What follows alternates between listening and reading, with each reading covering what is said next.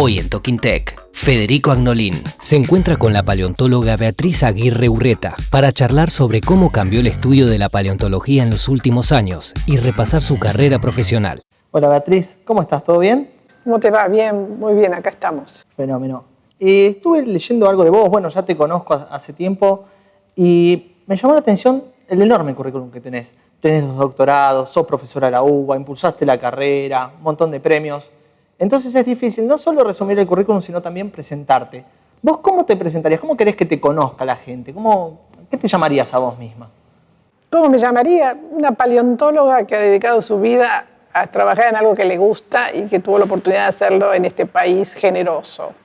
Bueno, espectacular.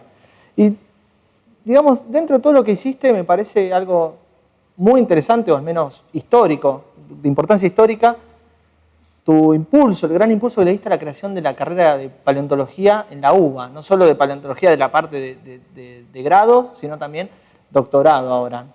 Cuando yo estudiaba hace más de 40 años, yo estudié biología. En ese momento había 2 opciones, o estudiar biología o estudiar geología, siempre dedicándose a la paleontología. Y en realidad la paleontología es una ciencia que combina algo de biología y algo de geología. ¿Por qué? Porque los biólogos trabajan con organismos, animales o plantas. Los geólogos trabajan con rocas o con estructuras que están en la tierra. Y los paleontólogos trabajamos con organismos que vivieron hace mucho tiempo y que están incluidos en las rocas. Entonces somos una ciencia mediata entre los biólogos y los geólogos. Y no existía una carrera de paleontología en el país. En una época existió en el Museo de la Plata una licenciatura en paleontología, después dejó, y nos pareció un grupo de docentes de la UBA que teníamos un montón de jóvenes entusiastas que querían ser paleontólogos. De ahí nació la idea de generar una licenciatura en paleontología. Claro, porque acá también en Argentina incluso históricamente la paleontología tiene un peso muy grande como ciencia. Desde hace, no sé, 100 y pico de años que hay paleontólogos acá trabajando duro, digamos. Y, digamos, también sos docente hace mucho tiempo en la UBA. Llevas ya bastante tiempo enseñando. ¿Qué piensas de la generación de recursos humanos? Me parece que es importante, ¿no?, para vos. Bueno, para mí es importantísimo. Yo hace 40 años que enseño en la Universidad de Buenos Aires, desde el ayudante alumno, después hice toda mi carrera auxiliar y toda mi carrera de profesor en los distintos niveles. Uno le tiene que gustar la docencia, pero yo creo que es una manera que nos ayuda a los que investigamos a mantenernos al día, a tratar de reducir el gap generacional, porque constantemente uno cambia, pero los jóvenes también cambian, y uno tiene que tratar de mantener esa interacción. O sea, yo creo que ayuda muchísimo al diario vivir, estar en contacto con las jóvenes generaciones. Lo que no significa que a veces uno no proteste, digamos, y el gap cada vez se hace mayor. Pero es muy importante mantenerse actualizado y ver cómo van cambiando las generaciones y cómo van cambiando las tecnologías. Además me imagino, digamos, no solo la parte de la docencia, sino como charlamos hace un momentito, crear una carrera de la nada debe haber sido muy difícil. No solo a nivel burocrático, sino también la cantidad de críticas, la cantidad de cosas que seguramente tuviste que afrontar, ¿o te resultó fácil? En realidad no estaba yo sola, digamos, era un grupo de docentes, básicamente del Departamento de Geología, que es donde se nuclea la paleontología de la UBA.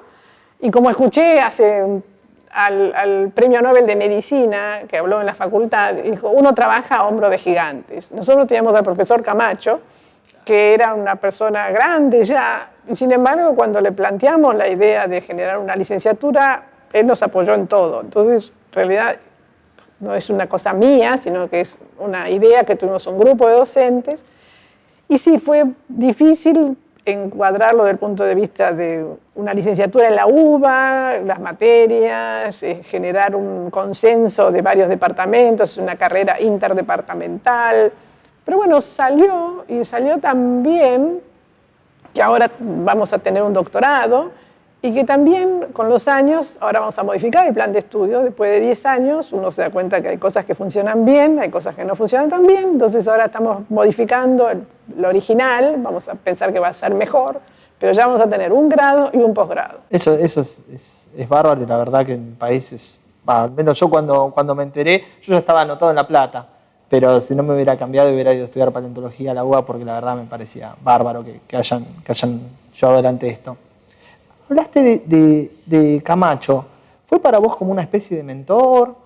¿O quién consideras que fue tu mentor, la guía al menos que tuviste? Bueno, tuve varios mentores y mentoras, digamos.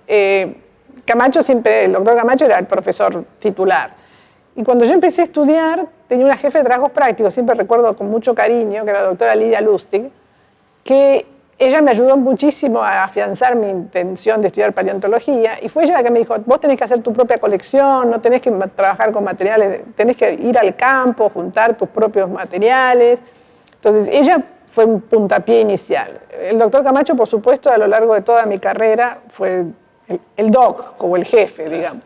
Y también no puedo dejar de recordar al doctor Alberto Ricardi de La Plata, que fue mi director de tesis, mi tesis inicial, mi tesis de biología. O sea, que tengo 3 patas, digamos, en distintos momentos, pero todos son alguien a los que yo les tengo que reconocer gran parte de mi formación. Bueno, porque algo curioso de lo que vos trabajás, de tu especialidad, es que has trabajado de todo, incluso de geología, no solo de paleo, pero creo que tu pie más fuerte es con las amonitas. ¿Cuándo fue que se te ocurrió primero estudiar paleontología, después meterte en algo así específico? Y las amonitas eran estos especies de calamares con caparazón, estos pulpos con caparazón que ya no están más entre nosotros. ¿Cómo fue? El primer punto es, yo estudiaba biología en la UBA, digamos, pero desde chiquita yo veraneaba, bueno, mi familia veraneaba en Necochea, la playa de acá de la provincia de Buenos Aires, donde uno en la playa encuentra huesos. Entonces ya los huesos, como paleontóloga aficionada, me gustaban. De pequeña mi mamá me traía acá al Museo de Ciencias Naturales a ver cómo trabajaban, especialmente la gente que trabajaba en vertebrados, me enseñaron a preparar, yo era un enano y ya venía al museo. Pero bueno, después empecé a estudiar biología y el gran clic fue cuando empezamos a trabajar con animales vivos. Y me daba mucha impresión operar ratas y conejos y decidí que yo iba a trabajar con organismos que estaban bien muertos antes de que yo tuviese alguna relación con ellos. Y eso afianzó mi idea ya de chica de trabajar en paleontología. ¿Por qué amonites? Básicamente quizás por Lidia Lustig, que me dijo que era un grupo interesante, que era un grupo que merecía estudiarse y que se podía ir al campo a juntar buen material y a coleccionar y a estudiar en detalle. Es increíble, ¿no? Porque es una historia bastante común, que uno desde chico ya algo le llama la atención de esto. Los museos siempre generan una gran impresión cuando uno va a verlo. Por eso también la importancia, ¿no? de los museos y a su vez de la difusión de lo que es toda esta ciencia. No, para mí los museos son imprescindibles. Yo, insisto, de pequeña mi madre me traía, somos 3 hermanos, fuimos a veranear a los mismos lugares, con las mismas familias, sin embargo yo soy paleontólogo, mis hermanos no tienen nada que ver. Y sin embargo veníamos todos al museo y nos pasábamos tardes.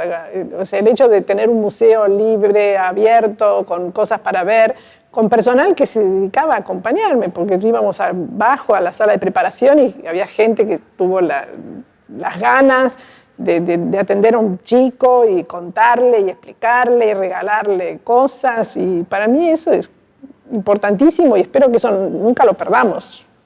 Sí, no, eso está muy lindo. La verdad que uno cuando tiene esa ida y vuelta con los profesionales, con la gente grande, digamos, cuando uno es chico, es vital, puede decidir tu carrera. Y por supuesto yo soy pre-Jurassic Park. Sí. O sea, después con Parque Jurásico tuvimos una oleada de nuevos futuros paleontólogos que, lógico, los dinosaurios venden. Pero después cuando empiezan a estudiar paleontología en la facultad tenemos un montón de gente que se decide por la paleobotánica o micropaleontólogos. O sea, ese amor inicial de los dinosaurios a veces se diluye, otras veces no, siguen con la idea de trabajar con grandes organismos. Digamos, los dinosaurios son como un puntapié, si querés, a uno le llaman la atención, siempre va a llamar la atención, pero después cuando uno empieza a estudiar ahí ve capaz que otras cosas más interesantes, más llamativas, que uno no tiene mucho acceso después. Bueno, quizás tengo otra anécdota. Hace muchos años encontramos en la playa un huevo de raya o tiburón, son muy parecidos. pero tenía el embrión adentro, el embrión vivo. Yo tendría 12, 14 años. Entonces nos llevamos a la casa, le pusimos agua de mar, pero claro, el embrión tiene que respirar, entonces había que cambiarle el agua de mar. Mi padre trajo un oxigenador de una pecera. Bueno, teníamos el embrión creciendo. Lamentablemente se acabaron las vacaciones, tuvimos que volver a Buenos Aires, así que dejamos a la abuela a cargo del huevo en el agua, en un gran frasco de dulce, hasta que un día llegó un telegrama. Piensen los años que hace, pero llegó un telegrama que decía, nació Rayito. Había nacido la pequeña Raya, la abuela mandó un telegrama, nació Rayito, y la abuela se fue con el frasco y lo tiró al mar. Entonces, eso demuestra lo que es la familia apoyando a una chiquilina de 12 o 14 años.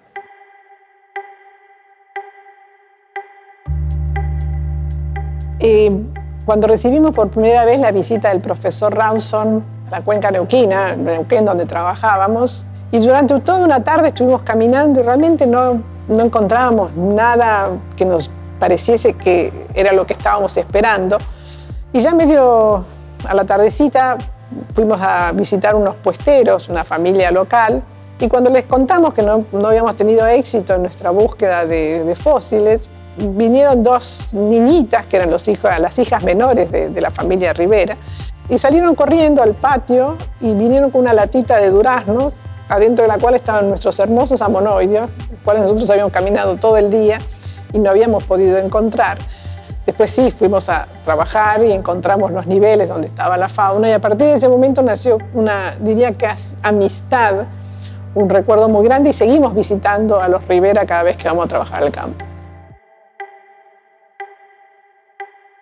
Y, digamos, vos tenés una pata muy importante en la facultad, en la parte de enseñarles a los jóvenes. Otra parte muy importante, obviamente, es tus trabajos científicos. Pero una parte me parece que es muy importante tuya y que siempre se charla y se habla, es tu trabajo en el campo. Tu enorme esfuerzo en el trabajo en el campo, en la Patagonia.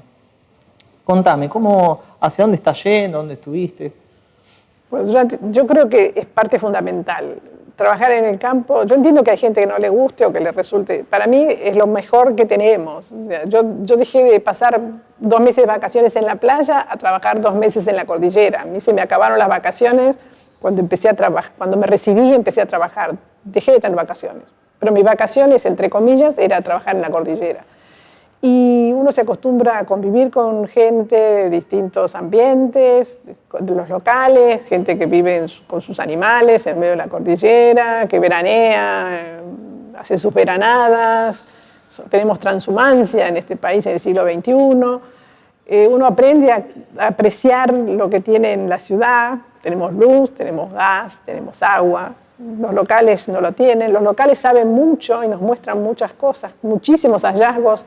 Se los debemos a la gente que vive en su tierra y reconoce los fósiles.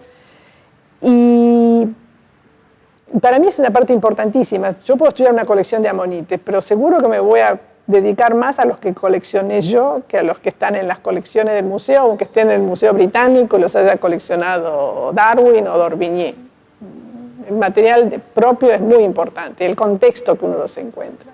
El campo también es como como vos decías, es como una especie de vacación del trabajo, que a su vez también es un trabajo muy lindo el que tenemos por suerte, pero es como un poco cortar con toda la rutina del año, ¿no? Sí, lamentablemente yo he descubierto lo que es la vejez, porque el cerebro quiere hacer cosas y el cuerpo dice, eso ya no lo podemos hacer. O sea, yo hace poquito estuve en Mendoza y estuve en Neuquén, y ya la mochila pesa, las rodillas no hacen lo que uno querría hacer, o sea, uno tiene que dejar de hacer algunas cosas, pero el trabajar en el campo realmente para mí, obviamente uno saca una foto, nadie ve el viento, nadie ve el humo, nadie ve el frío, pero lo mismo, es positivo en todo sentido, aunque sea un trabajo duro físicamente. Digamos.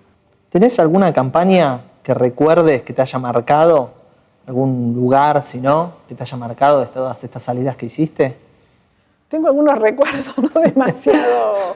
Tenemos algún naufragio en la Patagonia. No, contámelo del naufragio. Y estábamos, hace muchos años, Estábamos trabajando en el lago Nansen con colegas del Servicio Geológico y salimos con un bote inflable y íbamos a pasar una semana trabajando y bueno, empezó a nevar y se nos acabó la comida. ¡Qué lindo!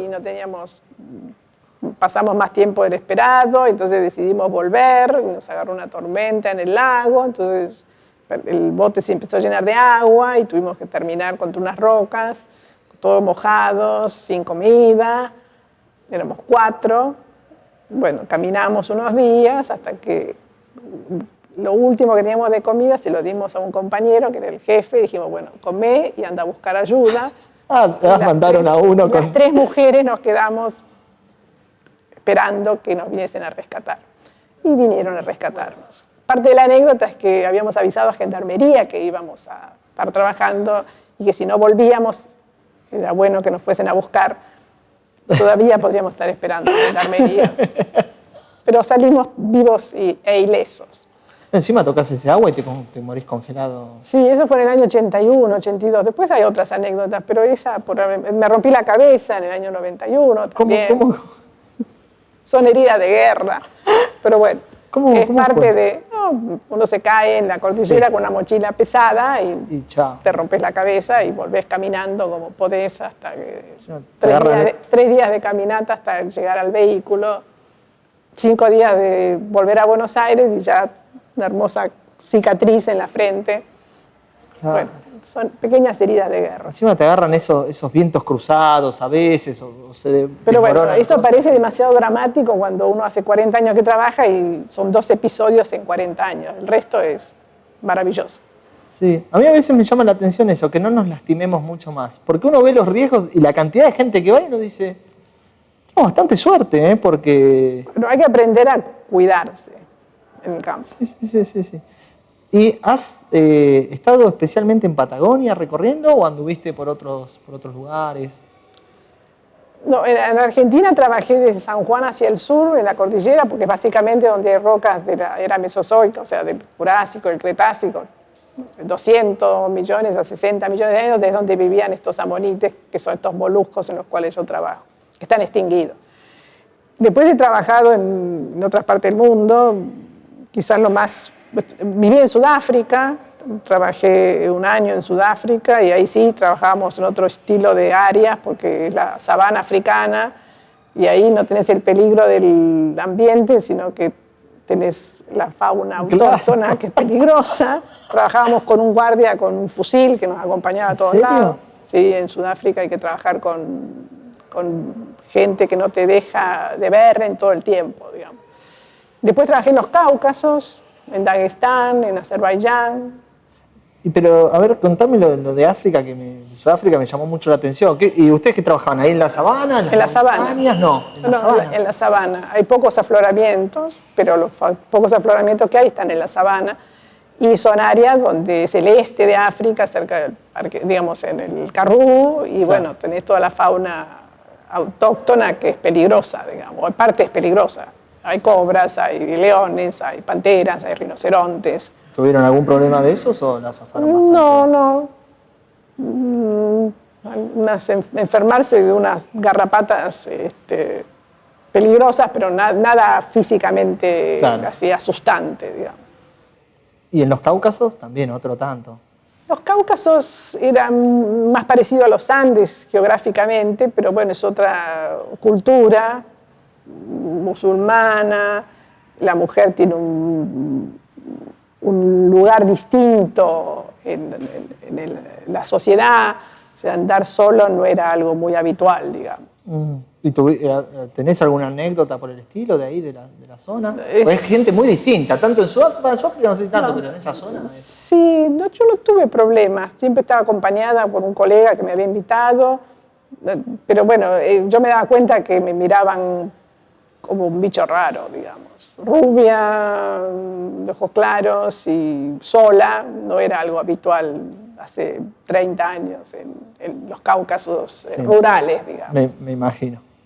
¿Y ahí que fuiste también en búsqueda de amonitas? Sí, porque me invitaron de la Academia de Ciencias de Azerbaiyán, estuve más de 1 mes trabajando y tiene las mismas sucesiones muy parecidas que las que tenemos en los Andes. O sea, la misma edad, el mismo tipo de rocas. Entonces, sí, trabajo, digamos, en conjunto con los académicos de allá. De todos los hallazgos que hiciste, es una pregunta como doble. ¿Cuál es el que más trascendencia internacional tuvo, el que vos considerás realmente más importante? Pero a su vez, ¿cuál es el que más te gustó a vos personalmente? Que uno dice, bueno, no necesariamente es el más importante, tal vez ni siquiera lo publicaste, pero fue un hallazgo que a vos te generó algo. Más que un hallazgo, digamos, es después de 20 y 25 años trabajando en la cuenca neuquina, la región de Neuquén, logramos, digamos, entender la sucesión de estos amonites, de estos moluscos, que tienen valor para datar la edad de las rocas, ¿no? Por eso los estudiamos, pues nos da una edad relativa de los estratos donde se encuentran. Estudiar eso me permitió, por un lado, generar un nivel de detalle equivalente, o de conocimiento equivalente al de las cuencas de Europa, del Mediterráneo, que hace 200 años que se están estudiando. O sea que ahí ganamos en 20, 25 años, trabajo duro, de mucho detalle, tener un nivel equivalente al de otras regiones del mundo. En pocos lugares, ¿no? Un nivel tan detallado hay. En el hemisferio sur prácticamente en ningún otro lado.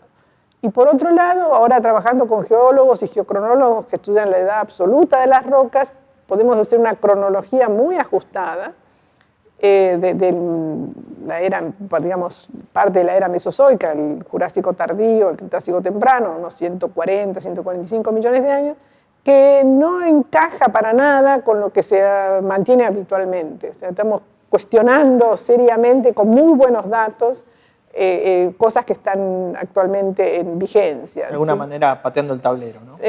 Honestamente sí, cuesta patear el tablero desde el hemisferio sur, pero lo estamos lentamente trabajando con un grupo muy interdisciplinario, estamos logrando resultados que creo que van a ser muy importantes en los próximos 2 o 3 años. Y me hablabas de, bueno, estuvimos hablando de la familia y demás, y seguramente te preguntaban como a mí, ¿para qué sirve la paleontología? ¿Cuál es la utilidad? ¿Cuál es la finalidad? ¿Vos qué contestás cuando alguien te pregunta eso? Cuando tus viejos te lo preguntaban también, ¿no?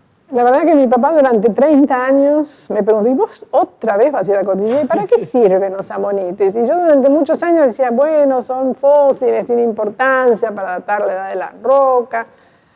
Y el mejor ejemplo de eso es Vaca Muerta.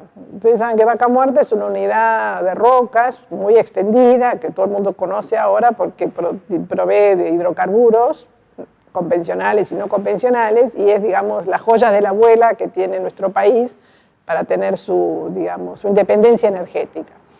Y en Vaca Muerta hay muchísimos amonites, tanto en la superficie, como uno va al campo y los encuentra, como también en los testigos de perforación que hacen las compañías.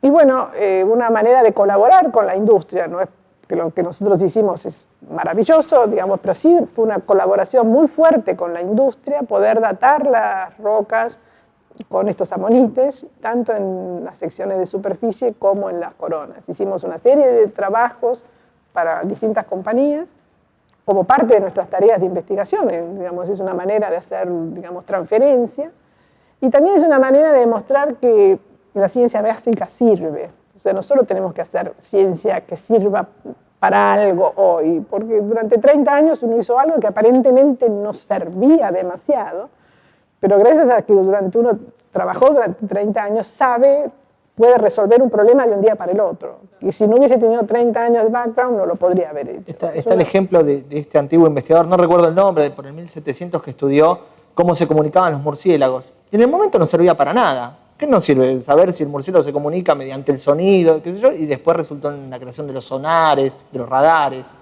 Bueno, otro ejemplo que hablaba el profesor Nobel de Medicina. En su universidad, durante 50 años, recibieron billones de dólares y estuvieron trabajando hasta que alguien descubrió las ondas gravitacionales. Y hace 50 años, entonces, es una manera de demostrar que no hay ciencia útil e inútil, no hay ciencia básica o aplicada, hay ciencia. Muchos descubrimientos se han hecho trabajando en ciencia básica sin saber que después eso iba a ser sumamente útil para mejorar, digamos, la calidad de vida, enfermedades, energía. Entonces, yo creo que ese dilema que se plantea muchas veces es inútil y no es cierto. Es es una mentira, digamos. Bueno, Beatriz, y digamos, para ir terminando, yo te quería preguntar, ¿vos qué le dirías a un chico que recién está empezando, un joven que recién está dando sus primeros pasos en la paleontología? ¿Qué recomendación o qué consejo o qué le dirías vos? Bueno, le diría que estudie duro y trabaje fuerte, porque eso le diría a cualquier persona joven que está empezando a trabajar en algo, digamos. La paleontología obviamente es algo que es vocacional, hay distintas ramas, distintas maneras de trabajar como paleontólogo, pero digamos, el futuro está en hacer muchísimas cosas distintas.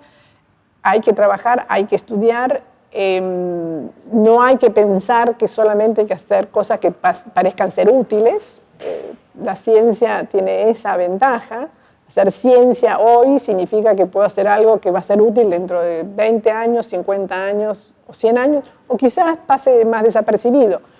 Pero uno tiene la suerte de trabajar en algo que le gusta. O sea, se pierde la noción de un trabajo como algo complicado y obligado, sino que uno puede trabajar en lo que realmente le gusta y que puede ser muy útil. O sea, que hay que pensar que hay muchísimas aplicaciones, y aunque no tenga una aplicación hoy directa, la ciencia avanza y nos sirve para entender un montón de cosas que pueden ser muy útiles para toda la Tierra, digamos. Bueno, Beatriz, mil gracias, la verdad. Yo la pasé bárbaro escuchando ahí tus anécdotas, así que te agradezco mucho que hayas venido, ¿no? Bueno, yo te agradezco mucho y me encanta estar acá en el museo, en esta sala de malacología, me siento como en casa, y estoy muy agradecida de que me hayan dado la oportunidad de contar lo que uno hace.